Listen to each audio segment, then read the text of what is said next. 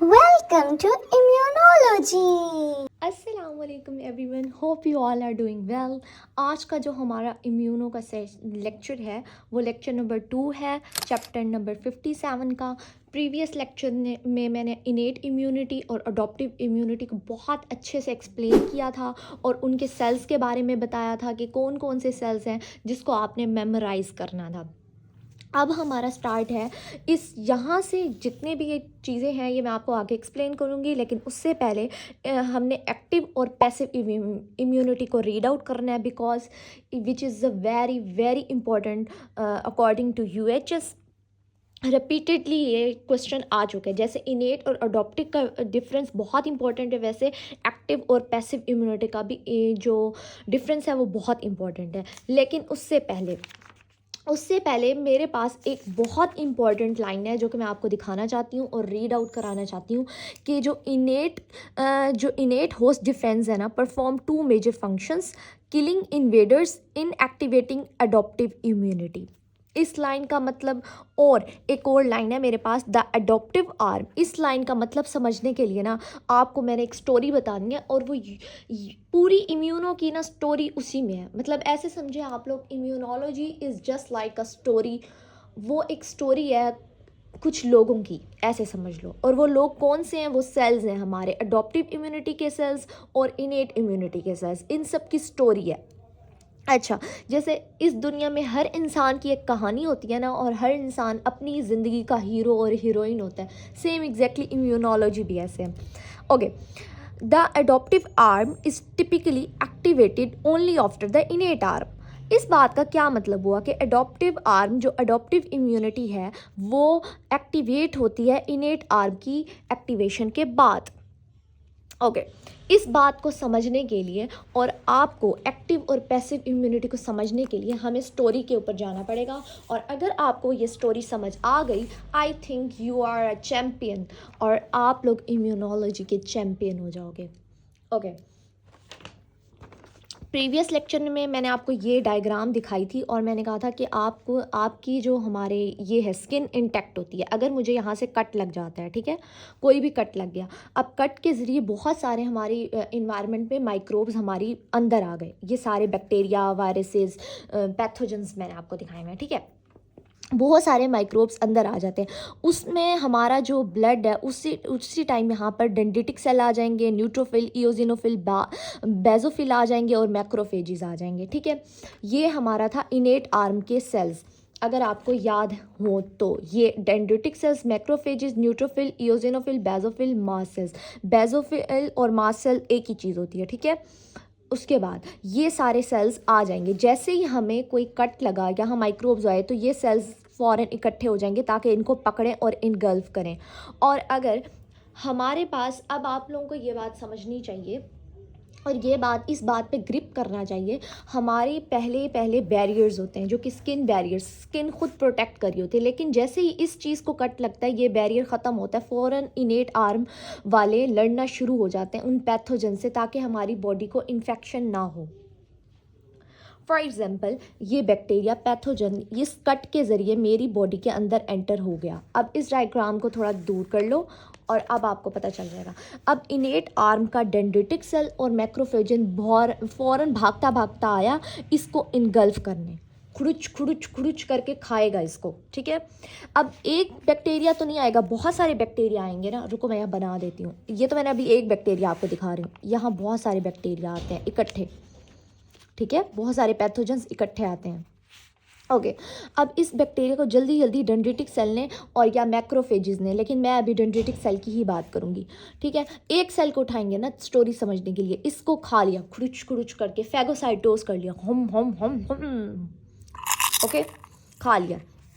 अब उसने क्या किया, इसको पहले इनगल्फ किया और इसको फैगोसाइटोस किया, इसको खा लिया, अपने अंदर डाल दिया। अब मैं इसको साइड पे कर रही हूँ, इस बैक्टीरिया को, इसको खा लिया। फिर मैंने आपको ये बताया था ये क्या करते हैं, जो डेंड्रिटिक सेल, मैक्रोफेजिस, ये शो ऑफ करते हैं। ये इनके पास होती है MHC2, जिस पर ये अपना सर्टिफिकेट लेकर घूमते हैं कि हमने एंटीजन को पकड़ लिया, मतलब फतह का झंडा, जो कि मैंने आपको इससे याद कराया था कि आप लोगों को ये याद होना चाहिए। Wait a minute, camera focus, yes, this one, dendritic cells, macrophages और जो हमारे बी सेल्स होते हैं ना अडॉप्टिव आर्म की, ये शो ऑफ करते हैं, जैसे हमारे कुछ व्लॉगर्स हैं हर चीज़ का शो ऑफ करते हैं। रजब भट्ट जो है ये शो ऑफ करते हैं, मैंने ये कार ली, मैंने ये कार ली, मैंने ये काम किया, बहुत शो ऑफ करते हैं। सेम एग्जैक्टली हमारे बॉडी के अंदर भी ये सेल्स हैं जो कि शो ऑफ करते हैं अपने MHC2 प्रोटीन पे। ये क्या करेंगे, MHC2 पर ना फतह का झंडा लगा देंगे कि हमने एंटीजन पकड़ा है। ओके जब ये अब ये देखो ये सारा काम कितना था, एंड हमारे इनेट सेल्स हैं कि मैक्रोफेजेस और डेंड्रिटिक सेल्स क्या हैं, इनेट सेल्स हैं। इनके साथ इओसिनोफिल आए हुए होते हैं, बेजोफिल, मास्ट सेल्स, लेकिन वो शो ऑफ नहीं करते। जो शो ऑफ करते हैं हम अभी उनकी बात कर रहे हैं। इनके शो ऑफ का क्या फ़ायदा होगा, डेंड्रिटिक सेल भागता भागता टी सेल्स के पास जाएगा, और जो टी सेल्स होते हैं ना वो पड़े हुए होते हैं हमारे लिम्फॉइड टिश्यू में। लिम्फॉइड टिश्यू क्या होते हैं, हमारे लिम्फ नोड्स में, हमारे लिम्फ नोड्स में पड़े हुए होंगे, ठीक है। टी सेल्स उनके पास भागते भागते जाएंगे और उसको दिखाएंगे antigen. T cell T cell T cell antigen आया है, तुम एक्टिवेट हो जाओ, तुम एक्टिवेट हो जाओ जल्दी से। वो कहता है कि देखो देखो बड़ा सा एंटीजन आया है, टी सेल तुम एक्टिवेट हो। टी सेल एक्टिवेट होगा, टी सेल बी सेल को एक्टिवेट करेगा, ठीक है। टी सेल बी सेल को एक्टिवेट करेगा, बी सेल आगे से प्लाज्मा सेल बनाएगा, और प्लाज्मा सेल बनाने के बाद वो क्या करेगा, एंटीबॉडीज़ बना देगा। अब ये एंटीबॉडीज़ वहाँ जाएंगी और इस मज़ीद पैथोजन को किल कर देंगी। This is the story of immunology. अगर आपको ये स्टोरी समझ आ गई ना तो आपको बुक की लाइंस यूँ आ जाएंगी समझ। अच्छा, अब आपको मज़े की बात क्या बताने वाले हैं, अब जब मैं आपको एक्टिव और पैसिव का डिफरेंस बताऊंगी ना तब इन्हीं एंटीबॉडीज़ के बारे में बताऊंगी। ओके लिसन, सबसे पहली बात मैंने क्या कहा कि हमारा जैसे ही कोई भी बैक्टीरिया, कोई वायरस किसी भी जगह से, हो सकता है स्किन से आ रहा, हो सकता है नोज़ से आ रहा, हो सकता है आइज से आ रहा, हो सकता है हमारे कुछ वजाइनल पार्ट्स, मतलब कहीं से भी आ सकता है, उसकी एंट्री कहीं से भी हो सकती है। ओके हमारा कोई पैथोजन आया अंदर, फ़ौरन डेंड्रिटिक सेल और मैक्रोफेजेस ने क्या किया, उसको एनगल्फ किया, उसको फैगोसाइटोस किया, उसको खाया करच करके, फिर उसकी प्रेजेंटेशन की, एंटीजन प्रेजेंटेशन कहते हैं, क्योंकि हमारे पास जो डेंड्रिटिक सेल्स मैक्रोफेजेस हैं ये एपीसीज हैं। एपीसीज मैंने आपको पहले भी बताया था, एंटीजन प्रेजेंटिंग सेल जो शो ऑफ करते हैं अपने MHC2 पर। इन्होंने शो ऑफ किया और फ़ौरन टी सेल के पास गए, टी सेल को दिखाया अपने MHC2 से कि बेटा हम एंटीजन आया है, तुम एक्टिवेट हो जाओ। टी सेल एक्टिवेट होगा, टी सेल बी सेल को एक्टिवेट करेगा, बी सेल प्लाज्मा सेल बना के एंटीबॉडीज़ बनाएंगे और एंटीबॉडीज़ जाके उसको किल करेंगी। This is the story of. अच्छा, अब आपको बुक की लाइन समझ आ जाएगी। बुक की लाइन क्या थी, वो कहते हैं जब तक, अब देखो इनेट आर्म के ये सेल्स हैं ना, इनेट सेल्स हैं, डेंड्रिटिक और मैक्रोफेजेस क्या हैं, ये देखें मैंने ये इनेट सेल्स बताए थे, डेंड्रिटिक, मैक्रोफेजेस। अब ये क्या करते हैं, जब तक ये इनगल्फ नहीं करेंगे, अपने आप पर शो ऑफ नहीं करेंगे, ये टी सेल्स को जाके एक्टिवेट नहीं कर सकते, और टी सेल बी सेल को एक्टिवेट नहीं कर सकता, और बी सेल एंटीबॉडीज़ नहीं बना सकता। This is the story of immunology. अब आपको बुक की लाइन समझ आ जाएगी, जो adoptive arm is typically activated only after को हाईलाइट किया बुक ने कि द इनेट आर्म की एक्टिवेशन के बाद ही अडॉप्टिव आर्म के सेल्स हैं, टी सेल और बी सेल, तो तब तक ये एक्टिवेट नहीं होंगे जब तक ये एक्टिवेट नहीं होंगे। सबसे पहले इनेट आर्म एक्टिवेट होगी तो अडॉप्टिव आर्म को एक्टिवेट किया जाएगा। This is the story. उसके बाद उन्होंने MHC के बारे में बात की हुई है, मेजर हिस्टोकम्पैटिबिलिटी कम्प्लेक्स। ये मैंने आपको बता दिया। मैंने आपको कल भी बताया था, जो हमारे APCs हैं उनके पास MHC2 भी होती है, MHC1 भी होती है। जो MHC1 होती है ना, वो होती है हमारे तमाम न्यूक्लिएटेड सेल्स। अब हमारी बॉडी के कौन कौन से न्यूक्लिएटेड सेल्स हैं हमारे, अच्छा देखो MHC जो है उन्होंने बात की हुई है, MHC1 होती है और MHC2 होती है। जो MHC1 होती है ना, वो तमाम न्यूक्लिएटेड सेल्स के पास है। अब हमारी बॉडी में हर सेल ही न्यूक्लियस है उसके पास, सवाए रेड ब्लड सेल्स और प्लेटलेट्स के अलावा तमाम के पास MHC1 होगी। लेकिन जो MHC2 है वो सिर्फ 3 सेल्स के पास है, हमारे डेंड्रिटिक सेल, मैक्रोफेजेस और हमारे बी सेल के पास। बी सेल का फंक्शन हम आगे देखेंगे, लेकिन ये देखो यहाँ पर मैंने आपको MHC2 का फंक्शन बता दिया कि यहाँ पर ये फतह का झंडा लगा के टी सेल्स के बाद जाता है, उसको दिखाने के लिए मैंने एंटीजन पकड़ा। अब आपको MHC का भी पता चल गया। अच्छा, अब उन्होंने यहाँ पर आगे टी सेल्स के बारे में बताया हुआ है कि T cells 2 types of cells होते हैं। अब यहाँ पर तो मैंने टी सेल आपको एक दिखाया ना, इसमें भी 2 टाइप्स के सेल्स होंगे। आगे हम पढ़ेंगे टी सेल्स के बारे में। CD4 पॉजिटिव टी सेल्स और CD8 पॉजिटिव टी सेल्स होते हैं, ठीक है। 2 टाइप्स ऑफ सेल्स होते हैं। अब इनकी शक्लों का डिफरेंस होता है। दिस वन मैंने कल भी आपको एक्सप्लेन किया था, हमारे पास टी सेल के 2 टाइप्स ऑफ सेल्स होते हैं। एक होते हैं CD4 पॉजिटिव, एक होते हैं CD8 पॉजिटिव। CD4 पॉजिटिव को हम हेल्पर सेल भी कहते हैं, टी हेल्पर सेल और अफेक्टर सेल भी कहते हैं। और जो CD8 पॉजिटिव टी सेल्स होता है उसको साइटोटॉक्सिक टी सेल्स या किलर सेल कहते हैं।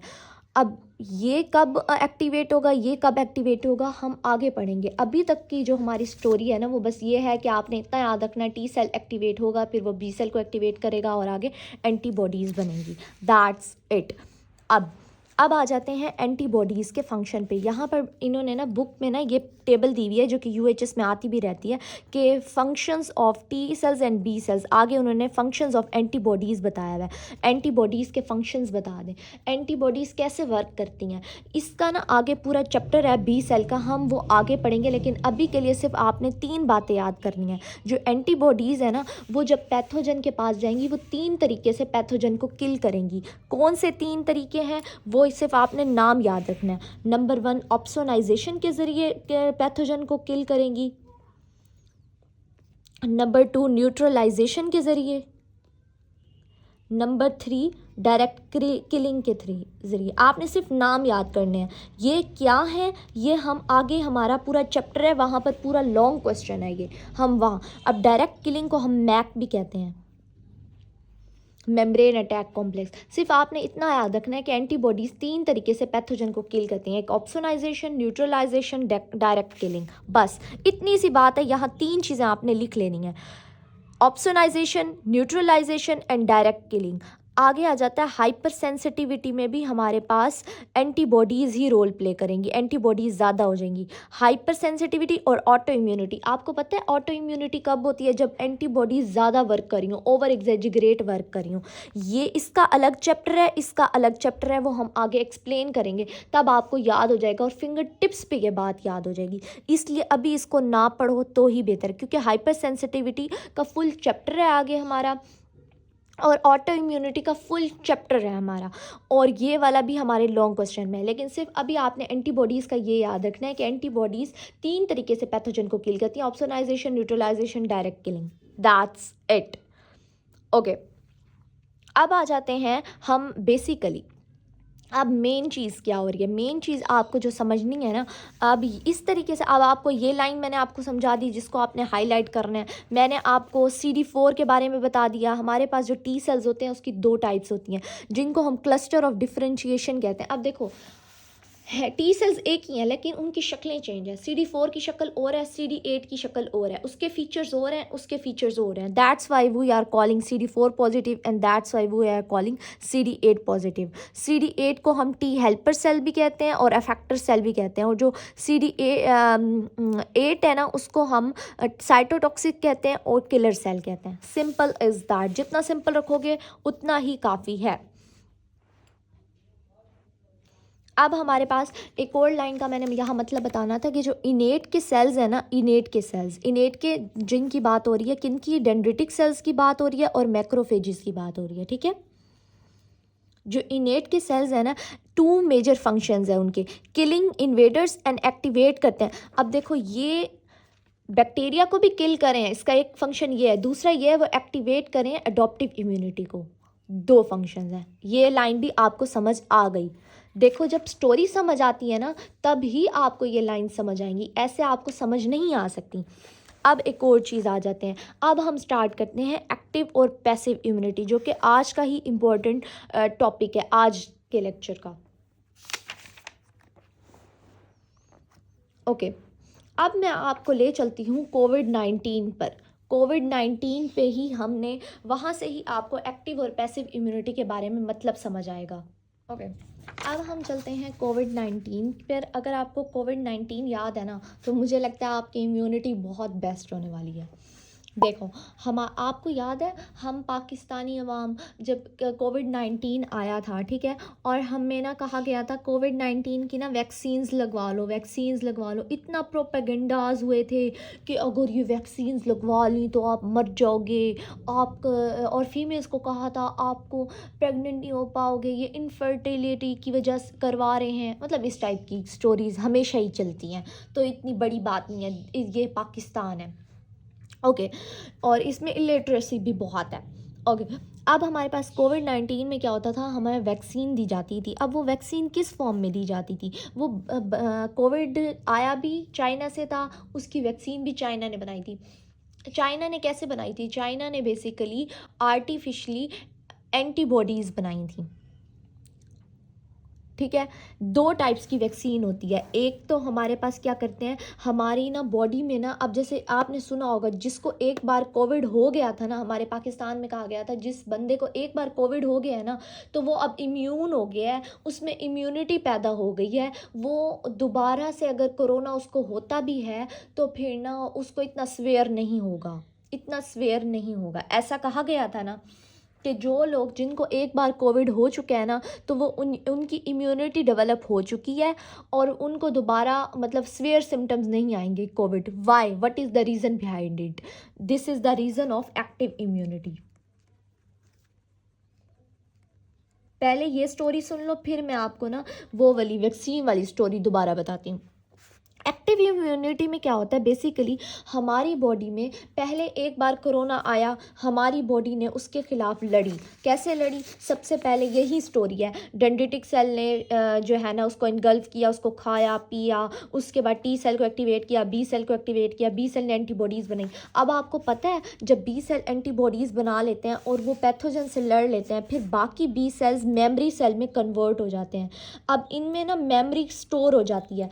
जब मेमोरी स्टोर हो जाती है ना, तो उसको पता था दोबारा कोरोना जो कोविड-19 है दोबारा वहीं आया हुआ है, तो उसके पास क्या होगी, वो इम्यूनिटी डेवलप हो गई है। This is called active immunity.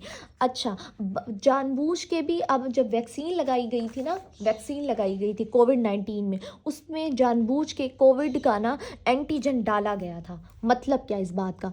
मतलब एक्टिव इम्यूनिटी क्या होती है कि अब देखो एक बार मुझे कोरोना हो गया, मैं इम्यूनिटी डेवलप हो गई, लेकिन जिन लोगों को कोरोना नहीं हुआ था वो लोग क्या कर रहे थे, उसको वैक्सीन लगा रहे थे। वो ना इतना सा कोविड का ना टुकड़ा उठा के ना, इतना सा एंटीजन उठा के ना हमारे अंदर खुद इंजेक्ट कर रहे थे, ताकि मतलब ये वाला इतना सा टुकड़ा जाके बीमारी कॉज नहीं कर रहा था, बस वो जाके हमारे इम्यून सेल्स को एक्टिवेट कर रहा था, ताकि हमारे डेंड्रिटिक सेल्स एक्टिवेट हों, वो टी सेल्स को एक्टिवेट करें, टी सेल्स बी सेल्स को एक्टिवेट करें और बी सेल्स उसके खिलाफ मतलब उस कोरोना के खिलाफ ना एंटीबॉडीज़ पहले से बना के रख दें। तो अगर असल में जब कोरोना मेरी बॉडी में आएगा ना, तो मेरी एंटीबॉडीज़ बनी हुई होंगी और वो फ़ौरन उसको किल कर देंगी। This is called the active immunity, this is called the active immunity. यही सीन हो रहा था। जिन लोगों को कोरोना हो चुका था उनको वैक्सीन नहीं लगा रहे थे, क्योंकि वो ऑलरेडी इम्यूनिटी डेवलप, लेकिन जिन लोगों को नहीं हो रहा था, मतलब नहीं हुआ था, तो वो कह रहे थे वैक्सीन लगवाओ, वैक्सीन लगवाओ, और हम बच रहे थे इस चीज़ से। इस चीज़ में क्या हो रहा था, बेसिकली वो लोग इतना सा उन्होंने एंटीजन उठाया जो जाके बीमारी कॉज नहीं करता, बस एंटीजन उठाया हमारी बॉडी में खुद इंजेक्ट कर रहे थे, और ताकि हमारे डेंड्रिटिक सेल एक्टिवेट हों, टी सेल्स एक्टिवेट हों, बी सेल्स एक्टिवेट हों, बी सेल एंटीबॉडीज़ बनाएं, और जैसे ही कोरोना असल में कोरोना मेरी बॉडी में आए तो एंटीबॉडीज़ पहले से तैयार हो मेरी बॉडी में उससे लड़ने के लिए। This is called the active immunity. लेकिन इस इम्यूनिटी को डेवलप करने के लिए कुछ वक्त लगता है, ये थोड़ा लेट काम करती है। अच्छा, अब एक होती है दूसरी टाइप ऑफ इम्यूनिटी, जिसको हम कहते हैं पैसिव इम्यूनिटी, ठीक है? ये थोड़ी महंगी इम्यूनिटी होती है। इसमें क्या करते हैं कि किसी भी लेबॉर्ट्री में ना ये वाला काम ये लोग कर रहे होते हैं, किसी माउस पे वो क्या करते थे, ये इम्यूनिटी ये इतनी मतलब थोड़ी महंगी होती है। जैसे रेबीज़ वायरस की जो हमारे पास वैक्सीन है ना, वो बहुत महंगी है। कैसे महंगी है, या आपको पता होगा, मैं तुम लोगों को रोड से एग्जांपल देती हूँ। आप लोगों को पता है, आप लोगों ने सुना होगा कि जो बच्चे रोड पर गिरते हैं हम उनको इंजेक्शन लगवाने जाते हैं। कौन सा इंजेक्शन लगवाने जाते हैं? हम उनको एंटीटॉक्सिन का इंजेक्शन लगवाने जाते हैं, ताकि उनको टेटनस ना हो जाए। अब बेसिकली उसमें क्या करते हैं, हम जब हॉस्पिटल जाते हैं ना, तो वो डायरेक्ट हमारे पास एंटीबॉडीज़ ही इंजेक्ट हमारी बॉडी में करते हैं, मतलब वो एंटीजन नहीं करे। अब एक्टिव इम्यूनिटी में तो एंटीजन इंजेक्ट किया जा रहा था ताकि हमारी ये इम्यूनिटी खुद बॉडी खुद बनाए, लेकिन पैसिव इम्यूनिटी में बनी बनाई एंटीबॉडीज़ डाल रहे होते हैं। बस इतना सा डिफरेंस है, लेकिन आगे और भी डिफरेंस है, मैं आपको बताती हूँ। अब आई थिंक आप लोगों को ये बात समझ आ गई होगी। जब कोविड आया था ना, तो कोविड में हमारे पास वो लोग खुद एंटीजन डालते थे ताकि हमारे डेंड्रिटिक सेल एक्टिवेट हो, वो टी सेल को एक्टिवेट करें, फिर बी सेल को एक्टिवेट करें, और वो एंटीबॉडीज़ बना के पहले से रख दें, तैयारी कर लें लड़ाई के लिए कि अगर कोरोना आया तो हम उसे मार देंगे। पैसिव इम्यूनिटी में क्या होता है, बेसिकली जैसे हमारे पास रोड पे कोई बच्चा गिरता है और हम फ़ौरन हॉस्पिटल जाते हैं कि हमने इंजेक्शन लगवाना है, हमारा बच्चा रोड पे गिरा है, वहाँ जर्म्स होते हैं, टेटनस होता है वहाँ पर, और टेटनस बहुत गंदी बीमारी है। ओके, तो टेटनस है, आपने जल्दी से ना इंजेक्शन लगा लो, या फिर किसी को ना कुत्ते ने काटा है, हम सुनते हैं ना कुत्ते ने काटा है, फ़ौरन वो 14 टीके लगवाने जाते हैं। क्यों लगवाने जाते हैं? उनमें भी वो डायरेक्ट फ़ौरन एंटीबॉडीज़ डालते हैं। That is the example of passive immunity. उनमें हम बनी बनाई एंटीबॉडीज़ इंजर्ड करते हैं ताकि जल्दी इम्यूनिटी डेवलप हो। ठीक है, अब इसका डिफरेंस देख लो। सबसे पहले मैं आपको इसकी डेफिनेशन बता देती हूँ एक्टिव इम्यूनिटी की, फिर मैं आगे से आपको, एक minute. Active immunity is a host immune response, ये होस्ट का इम्यून रिस्पॉन्स है। अब देखो, एक्टिव इम्यूनिटी में हम होस्ट को प्रिपेयर कर रहे हैं कि तुमने इम्यून रिस्पॉन्स शो करना है। इंड्यूस्ड करते हैं after contact with foreign in antigen, हम खुद इंड्यूस कर रहे हैं, हम खुद एंटीजन डाल रहे हैं ताकि हमारी इम्यूनिटी डेवलप हो सके। क्या कर रहे हैं? हम खुद इंड्यूस कर रहे हैं। इसको अंडरलाइन कर लो इस वर्ड को, कि हम खुद इंड्यूस कर रहे हैं आफ्टर कंटैक्ट, मतलब उसके अंदर डाल के, उसको कंटैक्ट दे के फॉरेन एंटीजन से।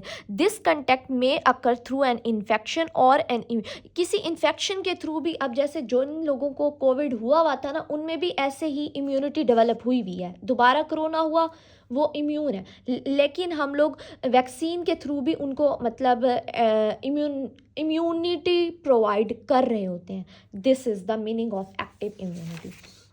लेकिन आगे आप हाईलाइट करो, आपने क्या करना है, आपने हाईलाइट करना है। क्या हाईलाइट करना है? वेट अ मिनट, मैं जूम इन कर लूँ।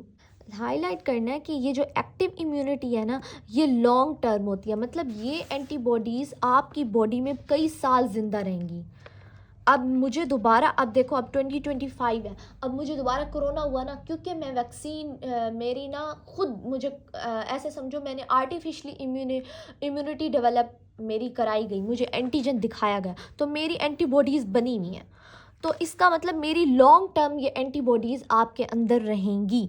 और ये स्लो ऑनसेट क्या होता है, मतलब इस इम्यूनिटी को डेवलप होने में टाइम लगता है, ये स्लो ऑनसेट है, इसमें वक्त लग रहा है। लेकिन जो पैसिव इम्यूनिटी है ना, उसमें हम डायरेक्ट एंटीबॉडीज़ डाल रहे हैं, तो वो रैपिड ऑनसेट है। रैपिड ऑनसेट के फ़ौरन जो है ना एक्टिवेट हो गई हैं। ये तो एंटीबॉडीज़ एक्टिवेट है ना, तो रैपिड ऑनसेट है। लेकिन ये वाली एंटीबॉडीज़ जल्दी हमारी बॉडी में ख़त्म हो जाएंगी, जल्दी हमारी बॉडी में ख़त्म हो जाएंगी, क्योंकि हम ये आर्टिफिशली बनी बनाई चीज़ डाल रहे हैं ना, हमारी अपनी बॉडी ने तो नहीं बनाई, ये तो हम आर्टिफिशली डाल रहे हैं, तो ये हमारी बॉडी में जल्दी ख़त्म हो जाएंगी।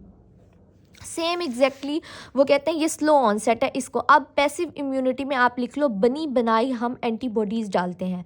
It is given to a person in the form of immune components that were preformed in another person, मतलब किसी और पर्सन से वो एंटीबॉडीज़ हम उठाते हैं लैब से, और उसको ज़्यादा करते हैं नंबर में, फिर वो हम दूसरों में डाल रहे होते हैं, उसको हम कहते हैं पैसिव इम्यूनिटी।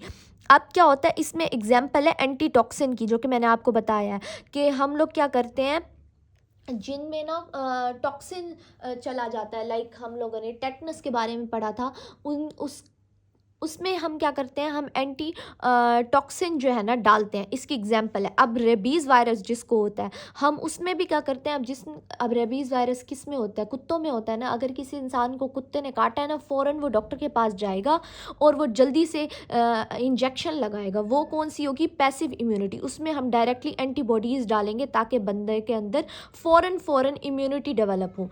कौन सी इम्यूनिटी हो? जो कि रैपिड ऑनसेट हो।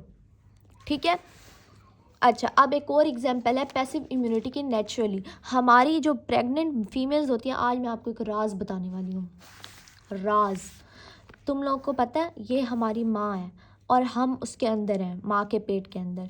माँ के पेट के अंदर प्लेसेंटा के थ्रू क्या हो रहा होता है, प्लेसेंटा के थ्रू आईजीजी जा रही होती है, आईजीजी, ताकि वो बच्चे को प्रोटेक्ट कर सके।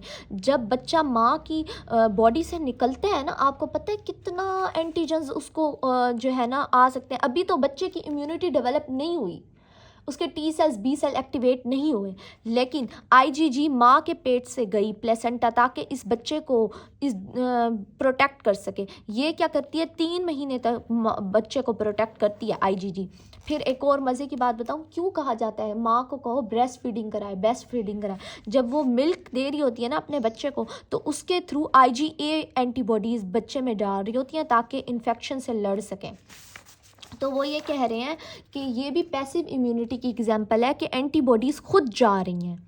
अगर डायरेक्टली एंटीबॉडीज़ जा रही हैं तो वो पैसिव इम्यूनिटी है। लेकिन आपको मैंने ये भी बताया कि आईजीजी 3 महीने बाद ख़त्म हो जाती है, फिर बच्चा खुद इम्यूनिटी बनाना शुरू कर देता है अपना। माँ की जो पैसिव इम्यूनिटी है ना, उसमें एंटीबॉडीज़ आ तो दूसरे से रही हैं, लेकिन वो जल्दी ख़त्म हो जाएंगी। ठीक है, ये हो गई हमारे पास। अच्छा, अब एक और एग्जांपल रास की बात बताने वाली, एक और मज़े की पैसिव इम्यूनिटी। क्या, अगर आपको किसी स्नेक ने बाइट किया है तो आप पता क्या कर सकते हो, स्नेक ने बाइट किया, उसने अपना जहर आपके अंदर डाला है। अब आपने सुना होगा जिस बंदे को सांप ने जो है ना बाइट किया है, आप फ़ौरन हॉस्पिटल जाते हो और उससे ना इंजेक्शन लगवाते हो। वो कौन सा इंजेक्शन लगवाते हो पता है आप लोगों को? वो इंजेक्शन लगवाते हो जो कि डॉक्टर्स ने, जो कि हमारे लैब टेक्नोलॉजिस्ट ने, जो हमारे एक्सपेरिमेंट करते हैं रिसर्चर्स ने, उन्होंने ने वैक्सीन बनाई हुई है सांप के जहर के ख़िलाफ़। कैसे बनाई है उन्होंने, क्या किया हुआ है, हॉर्स के अंदर वो एंटीबॉडीज़ बनाई हैं। हॉर्स, घोड़े के अंदर ना एंटीबॉडीज़ बनवा ली हैं सांप के जहर के ख़िलाफ़। और आपको पता है कि सांप अगर घोड़े को, हॉर्स को डंग मारे ना, बाइट करे ना, तो उसको कुछ नहीं होता, लेकिन वो एंटीबॉडीज़ बना लेता है। अब वो एंटीबॉडीज़ उन्होंने यूज़ की नहीं है ताकि वो इंसानों में डाल सकें और सांप का जहर उनको कुछ ना कहे। This is also the example of passive immunity. अब वो कहते हैं पैसिव इम्यूनिटी के कुछ एडवांटेजेस हैं और कुछ डिसएडवांटेजेस हैं। डिसएडवांटेजेस, ये शॉर्ट ड्यूरेबिलिटी है। मतलब मैंने क्या कहा, हम एंटीबॉडीज़ डाल तो बाहर से रहे हैं लेकिन वो जल्दी ख़त्म हो जाती हैं। और ये क्या है, इससे क्या हो सकता है, अगर आप बाहर से एंटीबॉडीज़ डाल रहे हो ना, तो हाइपर सेंसिटिविटी रिएक्शंस हो सकते हैं। हाइपर सेंसिटिविटी मतलब आपको एलर्जी हो सकती है। हाइपर सेंसिटिविटी का पूरा चैप्टर है अलग से, जिसमें 4 टाइप्स हैं, वो हम आगे पढ़ेंगे। लेकिन सिर्फ वो ये बता रहे हैं कि इसका नुकसान ये है पैसिव इम्यूनिटी का कि आपको एलर्जी भी हो सकती है। क्यों एलर्जी हो सकती है? क्योंकि वो एंटीबॉडीज़ हमने किसी और इंसान की बॉडी से आपके अंदर डाल रहे हैं, तो आपको तो एलर्जी होगी। आप घोड़े से वो एंटीबॉडीज़ उठा के हमारे अंदर डालोगे, हमें एलर्जी तो होगी। दिस इज़ द, ये 2 डिसएडवांटेज है। अब एडवांटेज क्या है, prompt availability of large amounts of antibody. मतलब हमारे पास ना बेसिकली एंटीबॉडीज़ का ना प्रॉम्प्ट होता है। प्रॉम्प्ट क्या होता है, एक लिहाज से उसका एक, ऐसे समझ लो स्टैचू होता है, और हम लैब में ऐसी एंटीबॉडीज़ खुद से प्रिपेयर कर सकते हैं। ये फ़ायदा है। अब उन्होंने आगे एग्जाम्पल दी हुई है पैसिव इम्यूनिटी की रेबीज़ वायरस में, टेटनस में, जो कि मैंने आपको बताया, जो कि रोड पर बच्चे गिरते हैं उनको हम इंजेक्शन लगवाने जाते हैं। कुत्ते ने काटा, रेबीज़ वायरस अगर किसी को ना हो, हम इंजेक्शन लगवाने जाते हैं। आगे हेपेटाइटिस बी के लिए भी आपको पता होगा, हम वैक्सीन लगाते हैं, उसमें भी डायरेक्ट हम एंटीबॉडीज़ डलवा रहे होते हैं, डायरेक्ट एंटीबॉडीज़ डलवा रहे होते हैं। अब आ जाओ हमारा मोस्ट इंपॉर्टेंट UHS का लॉन्ग क्वेश्चन भी है और शॉर्ट क्वेश्चन भी है, what is the difference between antigen and immunogen. और लॉन्ग क्वेश्चन है कि डिटर्मिनेंट्स ऑफ इम्यूनोजेनिसिटी बता दें। अच्छा, अब ना एंटीजन और इम्यूनोजन का डिफरेंस समझने से पहले ना मैं ये टेबल आपको बताना भूल गई। इस टेबल में एक्टिव और पैसिव का ना डिफरेंस लिखा हुआ है, ये मैं आपको बता चुकी हूँ। एक्टिव इम्यूनिटी में हमारे पास T सेल्स और B सेल्स, यहाँ पर B सेल्स लिख लो, खुद जो है ना एक्टिवेट हो रहे हैं और फिर वो एंटीबॉडीज़ बनाएंगे, और ये एंटीबॉडीज़ लॉन्ग ड्यूरेशन के लिए होती हैं, मतलब कई सालों तक हम इम्यून रहते हैं। और स्लो ऑनसेट है, मतलब इनको बनने में टाइम लगना है, क्योंकि पहले डेंड्रिटिक सेल एक्टिवेट फैगोसाइटोज करेंगे, फिर वो B सेल T सेल को एक्टिवेट करेंगे, T सेल B सेल को एक्टिवेट करेंगे, फिर वो एंटीबॉडीज़ बना रहे हैं, टाइम लग रहा है। अब पैसिव इम्यूनिटी में सिर्फ एंटीबॉडीज़ हम इंजेक्ट करें ओनली, इमीडिएट होगी अवेलेबिलिटी, मतलब फ़ौरन इम्यूनिटी होगी क्योंकि एंटीबॉडीज़ आई हुई हैं, लेकिन ये एंटीबॉडीज़ ख़त्म हो जाएंगी कुछ महीनों तक। That is it. अब आ जाते हैं इम्यूनोजन और एंटीजन। इस चीज़ को ना आप ज़रा गौर से समझना, इसमें बच्चे बहुत कंफ्यूज हो जाते हैं, लेकिन मैंने आपको ऐसा समझाना है ना, आपको ज़िंदगी में कभी नहीं भूलेगा और हमें बहुत मज़ा आने वाला है। अच्छा, अब आ जाओ तुम लोग यहीं स्टोरी पे। स्टोरी से ही हम समझाते हैं आपको इम्यूनोजन क्या होता है और एंटीजन क्या होता है। बेसिकली इम्यूनोजन तो आपको समझ आ जाना चाहिए, जो कि इम्यूनिटी डेवलप कर रहा है, जो हमारे पास एंटीबॉडीज़ डेवलप करा रहा है और बी सेल को कन्वर्ट कर रहा है मेमोरी सेल में, ताकि हमारी आने वाले दोबारा कभी वो बैक्टीरिया या वो कोरोना आ गया तो उसके ख़िलाफ़ हमारी इम्यूनिटी डेवलप है। एंटीजन पता है क्या होता है? ये मैं उठा रही हूँ, ये for example, wait a minute, ये एक पैथोजन है, ठीक है, ये मैं पैथोजन उठा रही हूँ, कोई भी गंदी चीज़ है जो जाके बीमारी, ये अंदर एंटर हुई, dendritic cell, macrophages, neutrophil, eosinophil, इसको इनगल्फ करके खा लिया इन्होंने। ये मतलब इतना ख़तरनाक नहीं था, इसको ना इतना ख़तरनाक नहीं था कि उनको ना हेल्प लेनी पड़ती टी सेल से, फिर टी सेल बी सेल को एक्टिवेट करता और एंटीबॉडीज़, इन्होंने खुद ही जल्दी जल्दी ख़त्म कर दिया। लेकिन अगर हमारी बॉडी में कोई ऐसा बैक्टीरिया आ गया जो बहुत ख़तरनाक है, डेंड्रिटिक सेल ने बेशक उसको खा लिया, लेकिन अभी भी बॉडी में ना खतरा से खाली नहीं है, क्योंकि आपको पता है ना, बैक्टीरिया चाहे मर भी जाए वो अपना टॉक्सिन छोड़ के जाता है, बीमारियां छोड़ के जाता है, जैसे हम स्टैफ ओरियस में पढ़ते थे।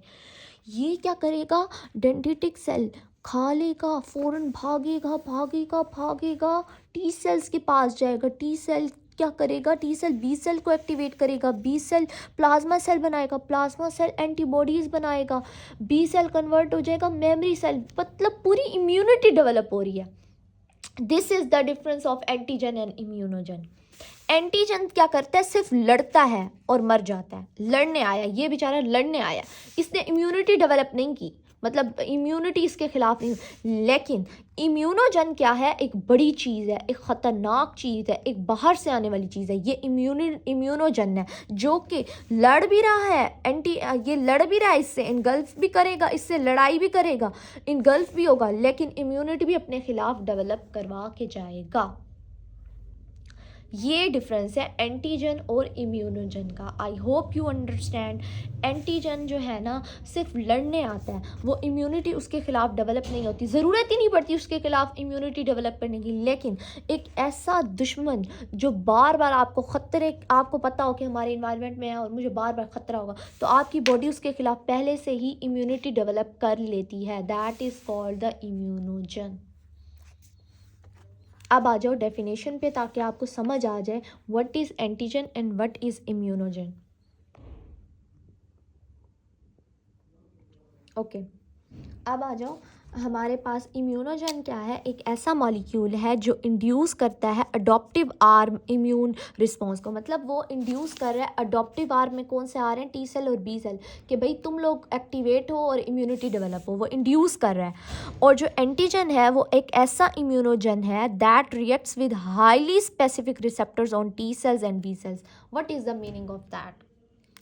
मतलब कि वो रिएक्ट कर रहा है, वो सिर्फ लड़ने आया है। किससे लड़ रहा है?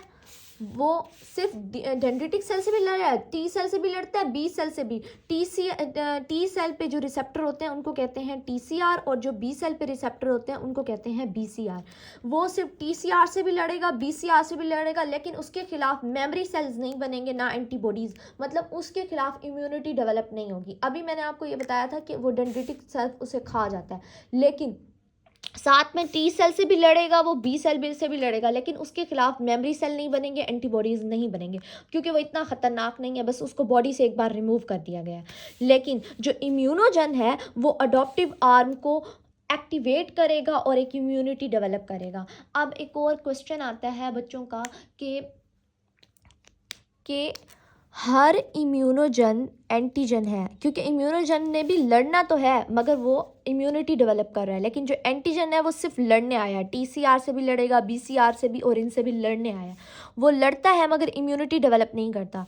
तो आप यूं कह सकते हो कि immunogen is basically is an antigen, मतलब every immunogen is an antigen. हर इम्यूनोजन एंटीजन है, लेकिन सारे एंटीजन्स इम्यूनोजन नहीं है, क्योंकि एंटीजन सिर्फ लड़ रहे हैं। Every immunogen is an antigen but every antigen is not immunogen, क्योंकि एंटीजन लड़ता है मगर इम्यूनोजन नहीं है, इम्यूनिटी डेवलप नहीं करता। अब ये आपको सारी बात इम्यूनिटी के बारे में, सारी इम्यूनोजन के बारे में सारी बात आपको इसके डिटर्मिनेंट से आएगी। अब ये क्या है ये मैं आपको आगे एक्सप्लेन करती हूँ। स्टूडेंट्स, अब मैं आपको डिटर्मिनेंट्स ऑफ इम्यूनोजेनिसिटी के बारे में बताने से पहले आपको स्टिकी नोट्स दिखाना चाहती हूँ, अगर आप लोग बनाना चाहो, क्योंकि यूएचएस का शॉर्ट क्वेश्चन है difference between the antigen and immunogen. तो अब आपको ये पता होना चाहिए कि एंटीजन और इम्यूनोजन की एग्जांपल्स में कौन कौन से आ सकते हैं। सबसे पहले एंटीजन की डेफिनेशन है एनी सब्सटेंस और molecule that can be recognised as foreign in, मतलब हो वो बाहर का ही मॉलिक्यूल, लेकिन वो सिर्फ बाइंड करे एंटीबॉडीज़ बी सेल और टी सेल के साथ बाइंड करे और उससे लड़े, लेकिन इम्यूनिटी डेवलप ना करे। मतलब बी सेल्स मेमोरी सेल